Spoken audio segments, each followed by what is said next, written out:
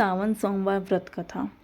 श्रावण सोमवार की कथा के अनुसार अमरपुर नगर में एक धनी व्यापारी रहता था। दूर दूर तक उसका व्यापार फैला हुआ था। नगर में उस व्यापारी का सभी लोग मान सम्मान करते थे। इतना सब कुछ होने पर भी वह व्यापारी अंतर्मन से बहुत दुखी था, क्योंकि उस व्यापारी का कोई पुत्र नहीं था। दिन रात उसे एक ही चिंता सताती रहती थी, उसकी मृत्यु के बाद उसके इतने बड़े व्यापार और धन संपत्ति को कौन संभालेगा। पुत्र पाने की इच्छा से वह व्यापारी प्रति सोमवार भगवान शिव की व्रत पूजा किया करता था। सायंकाल को व्यापारी शिव मंदिर में जाकर भगवान शिव के सामने घी का दीपक जलाया करता था। उस व्यापारी की भक्ति देखकर एक दिन पार्वती ने भगवान शिव से कहा, हे प्राणनाथ, यह व्यापारी आपका सच्चा भक्त है। कितने दिनों से यह सोमवार का व्रत और पूजा नियमित कर रहा है। भगवान, आप इस व्यापारी की मनोकामना अवश्य पूर्ण करें। भगवान शिव ने मुस्कुराते हुए कहा, हे पार्वती, इस संसार में सबको उसके कर्म के अनुसार फल की प्राप्ति होती है। प्राणी जैसा कर्म करते हैं उन्हें वैसा ही फल प्राप्त होता है। इसके बावजूद पार्वती जी नहीं मानी। उन्होंने आग्रह करते हुए कहा, नहीं प्राणनाथ, आपको इस व्यापारी की इच्छा पूरी करनी ही पड़ेगी। यह आपका अनन्य भक्त है। प्रति सोमवार आपका विधिवत व्रत रखता है और पूजा अर्चना के बाद आपको भोग लगाकर एक समय भोजन ग्रहण करता है। आपको इसे पुत्र प्राप्ति का वरदान देना ही होगा। पार्वती का इतना आग्रह देखकर भगवान शिव ने कहा, तुम्हारे आग्रह पर मैं इस व्यापारी को पुत्र प्राप्ति का वरदान देता हूँ, लेकिन इसका पुत्र 16 वर्ष से अधिक जीवित नहीं रहेगा। उसी रात भगवान शिव ने स्वप्न में उस व्यापारी को दर्शन देकर उसे पुत्र प्राप्ति का वरदान दिया और उसके पुत्र के 16 वर्ष तक जीवित रहने की बात भी बताई। भगवान के वरदान से व्यापारी को खुशी तो हुई, लेकिन पुत्र की अल्पायु की चिंता ने उस खुशी को नष्ट कर दिया। व्यापारी पहले की तरह सोमवार का विधिवत व्रत करता रहा। कुछ महीने पश्चात उसके घर अति सुंदर पुत्र उत्पन्न हुआ। पुत्र जन्म से व्यापारी के घर खुशियां भर गई। बहुत धूमधाम से पुत्र जन्म का समारोह मनाया गया। व्यापारी को पुत्र जन्म की अधिक खुशी नहीं हुई, क्योंकि उसे पुत्र की अल्प आयु के रहस्य का पता था। यह रहस्य घर में किसी को नहीं मालूम था। विद्वान ब्राह्मणों ने उस पुत्र का नाम अमर रखा। लंबी यात्रा के बाद अमर और दीपचंद एक नगर में पहुँचे। उस नगर के राजा की कन्या के विवाह की खुशी में पूरे नगर को सजाया गया। निश्चित समय पर बारात आ गई, लेकिन वर का पिता अपने बेटे के एक आंख से काने होने के कारण बहुत चिंतित था। उसे इस बात का भय सता रहा था कि राजा को इस बात का पता चलने पर कहीं वह विवाह से इनकार न कर दे, इससे उसकी बदनामी होगी। वर के पिता ने अमर को देखा तो उसके मस्तिष्क में एक विचार आया। उसने सोचा, क्यों न इस लड़के को दूल्हा बनाकर राजकुमारी से विवाह करा दूं। विवाह के बाद इसको धन देकर विदा कर दूंगा और राजकुमारी को अपने नगर में ले आऊंगा। वर के पिता ने इसी संबंध में अमर और दीपचंद से बात की। दीपचंद ने धन मिलने के लालच में वर के पिता की बात स्वीकार कर ली। अमर को दूल्हे के वस्त्र पहनाकर राजकुमारी चंद्रिका से विवाह करा दिया।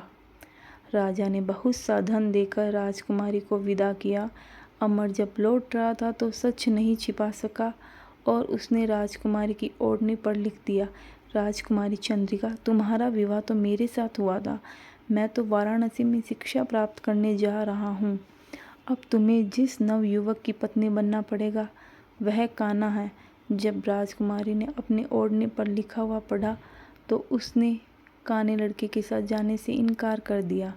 राजा ने सब बातें जानकर राजकुमारी को महल में रख लिया। उधर अमर अपने मामा दीपचंद के साथ वाराणसी पहुंच गया। अमर ने गुरुकुल में पढ़ना शुरू कर दिया। जब अमर की आयु 16 वर्ष पूरी हुई तो उसने एक यज्ञ किया। यज्ञ की समाप्ति पर ब्राह्मणों को भोजन कराया और खूब अन्न वस्त्र दान किए। रात को अमर अपने शयन कक्ष में सो गया। शिव के वरदान के अनुसार सेनावस्था में ही अमर के प्राण पखेरु उड़ गए। सूर्योदय पर मामा अमर को अमृत देखकर रोने पीटने लगा। आसपास के लोग भी एकत्र होकर दुख प्रकट करने लगे। मामा के रोने विलाप करने के स्वर समीप से गुजरते हुए भगवान शिव और माता पार्वती ने भी सुने। पार्वती ने भगवान से कहा, प्राणनाथ, मुझसे इसके रोने के स्वर सहन नहीं हो रहे, आप इस व्यक्ति के कष्ट अवश्य दूर करें।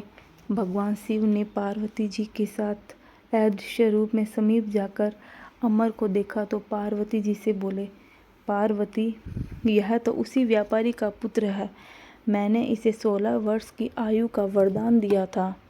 इसकी आयु तो पूरी हुई हो।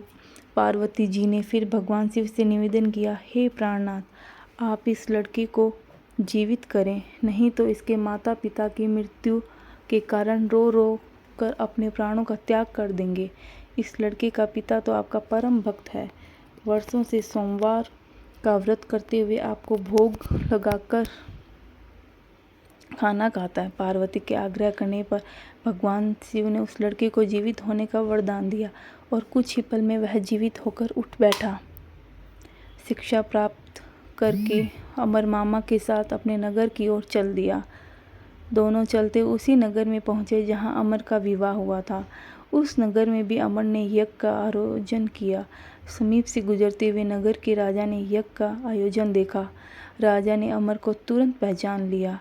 यज्ञ समाप्त होने पर राजा अमर और उसके मामा को महल में ले गया और कुछ दिन उन्हें महल में रखकर बहुत सा धन वस्त्र देकर राजकुमारी के साथ विदा किया। रास्ते में सुरक्षा के लिए राजा ने बहुत से सैनिकों को भी साथ भेजा। दीपचंद ने नगर में पहुंचते ही एक दूत को घर भेजकर अपने आगमन की सूचना भेजी। अपने बेटे अमर के जीवित वापस लौटने की सूचना से व्यापारी बहुत प्रसन्न हुआ। व्यापारी ने अपनी पत्नी के साथ स्वयं को एक कमरे में बंद कर रखा था।